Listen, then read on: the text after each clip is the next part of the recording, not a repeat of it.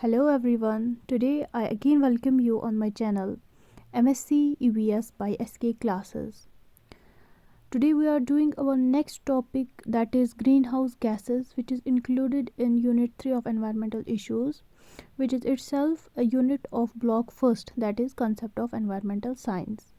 As you all know, we have started our first book, that is MEV01 Fundamentals of Environmental Science and Ecology. To complete all the topics, it will take time because the syllabus is so much lengthy, but I assure you that one by one I will try to clear all topics of your syllabus. For that, please subscribe my channel and like my videos. So let us start with greenhouse gases.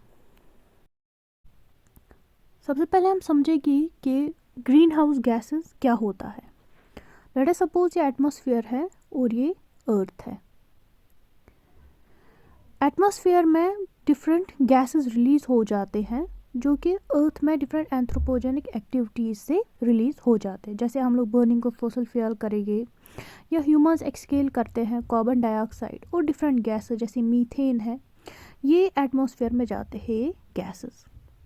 अब इनकी concentration पे depend करता है कि जो अर्थ में heat है वो कितनी एटमॉस्फेयर में रहेगी. अगर गैसेस की कंसंट्रेशन बहुत ज़्यादा होती है एटमॉस्फेयर में, तो जो हीट निकलती है अर्थ से, ये गैसेस जो है ये इस हीट को एब्जॉर्ब करते हैं और जो हमारा अर्थ है ये वार्म रहता है. कुछ हीट स्पेस में चली जाती है, तो बैलेंस ऑफ हीट मेंटेन रहता है अर्थ पे, क्योंकि कुछ हीट स्पेस में जाती है, कुछ हीट ये गैसेस जो है एब्जॉर्ब कर लेते हैं और अर्थ वार्म अप रहता है.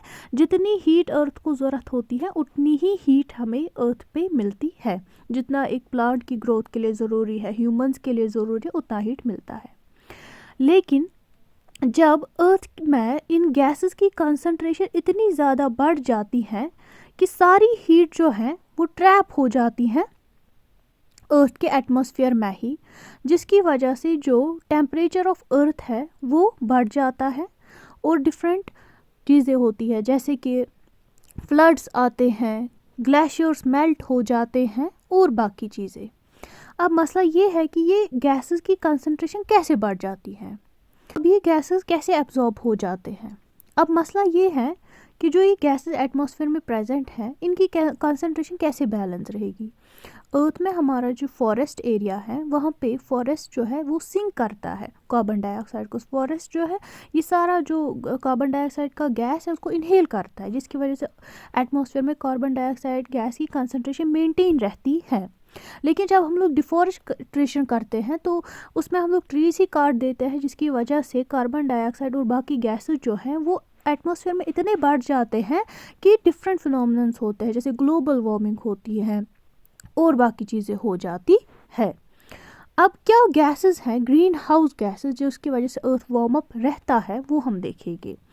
सबसे पहला हम बोलते हैं कि carbon dioxide is the major green house gas. Then methane CH4 है इसकी फॉर्मूला.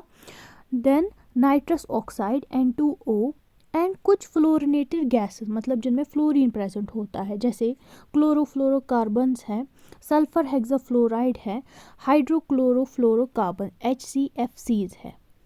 ये डेफिनेशन सारी ये जो मैंने ऊपर से ग्रीन हाउस गैस से पढ़ा ये है United state environmental protection agency USEPA 2020 की definition. Now the first greenhouse gas is carbon dioxide. Carbon dioxide की कंसनट्रेशन एटमॉस्फेयर में 0.03% होती है, जो कि हम लोगों ने सबसे पहले लेक्चर में स्ट्रक्चर ऑफ एटमॉस्फेयर में पढ़ा हुआ है. अब ये कार्बन डाइऑक्साइड हमें मिलता है, एक तो ह्यूमंस है ही सोर्स, और फॉसिल फ्यूल्स की बर्निंग से, सॉलिड वेस्ट की बर्निंग से, ट्रीज जलाते हैं हम लोग, बायोलॉजिकल वेस्ट से और बाकी biological agricultural waste. Then methane की फॉर्मूला CH4 है. ये रिलीज़ होता है by organic waste, human animal का वेस्ट या लाइव स्टॉक का वेस्ट या फॉसिल फ्यूल की प्रोडक्शन जो हम लोग करते हैं, जैसे कोल, ऑयल, नेचुरल गैस जो हम लोग ये बनाते हैं, उस वक्त भी मीथेन गैस एक्सेस में रिलीज़ हो जाता है. देन नाइट्रस ऑक्साइड N2O ये इमिट होता है इंडस्ट्रियल और एग्रीकल्चरल एक्टिविटीज़ से, जैसे कि हम लोग एक्सेस यूज़ ऑफ फर्टिलाइजर्स करते हैं, फॉसिल फ्यूल को बहुत जलाते हैं, वाटर वेस्ट ट्रीटमेंट में, उसकी वजह से ये इमिट होते हैं. ठीक है, जैसे कि excess use of fertilizers, burning of fossil fuels, waste water treatment, इन सारे इंडस्ट्रियल एक्टिविटीज़ की वजह से जो नाइट्रस ऑक्साइड है ये रिलीज़ हो जाता है एटमॉस्फेयर में। देन फ्लोरिनेटेड गैसेस इमिट होते हैं, ये भी इंडस्ट्रियल सोर्सेज से ही इमिट हो जाते हैं क्योंकि ये यूज़ होता है कूलेंट्स में और प्रोपेलेंट्स में। According to US EPA 2020 report कहा जाता है कि जो ग्रीन हाउस गैसेस की टोटल एमिशन है 2018 की रिकॉर्ड से अगर देखा जाए कि 6,677 million metric tons of carbon dioxide release हो जाता है एटमॉस्फेयर में। अब दो प्रॉपर्टीज डिटरमाइन करती हैं गैसेस का पावर जिसकी वजह से ग्रीन हाउस इफेक्ट हो सकता है। एक है ग्लोबल वार्मिंग पोटेंशियल और दूसरा है atmospheric life time. Global warming potential को हम लोग GWP भी कहते हैं। डिफरेंट ग्रीन हाउस गैसेस का डिफरेंट हीट ट्रैपिंग कैपेसिटी होता है। जैसे मैंने अभी आपको बोला कार्बन डाइऑक्साइड एटमॉस्फेयर में रिलीज होता है और बाकी गैसेस रिलीज होते हैं, ये ट्रैप करते हैं हीट को। अब कौन सा गैस कितना हीट ट्रैप करेगा वो पोटेंशियल हर एक में अलग अलग होता है, उसी को हम लोग कहते हैं ग्लोबल वार्मिंग पोटेंशियल। ये मेजर करता है कि radio active impact each molecule of gas का क्या होगा एक स्पेसिफिक टाइम में। जैसे कि नाइट्रिक ऑक्साइड है N2O है, इसका 264 टाइम्स मोर पोटेंशियल है देन कार्बन डाइऑक्साइड। अगर हम लोग 100 ईयर टाइम स्केल पे देखें, जो नाइट्रस ऑक्साइड है N2O इसका 264 टाइम्स ज़्यादा पोटेंशियल है कार्बन डाइऑक्साइड से कि ये गैस उसको एब्जॉर्ब करे।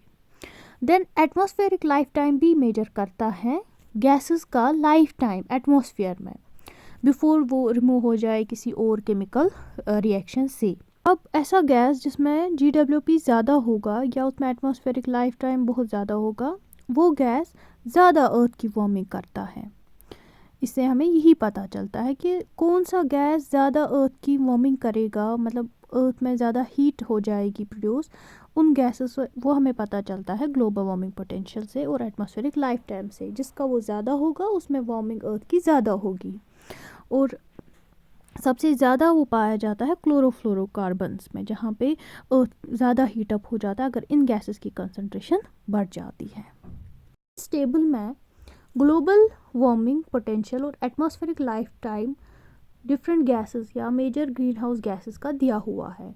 Carbon dioxide with formula CO2, इसका ग्लोबल वार्मिंग पोटेंशियल पर 100 टाइम हॉरिजॉन पे 1 है और एटमॉस्फेरिक लाइफ टाइम मतलब एटमॉस्फेयर में कितनी देर तक रहेगा वो 100 है। मीथेन CH4 इसका 25 है GWP और एटमॉस्फेरिक लाइफ टाइम है 12। नाइट्रस ऑक्साइड N2O का GWP 298 है और एटमॉस्फेरिक लाइफ टाइम 114 है। क्लोरोफ्लोरोकार्बन्स का फॉर्मूला CCl2F2 का GWP 10900 है और एटमॉस्फेरिक लाइफ टाइम 100 है। Thank you so much. If you like my video, please hit the like button and subscribe my channel for further videos. Till then, take care and thank you.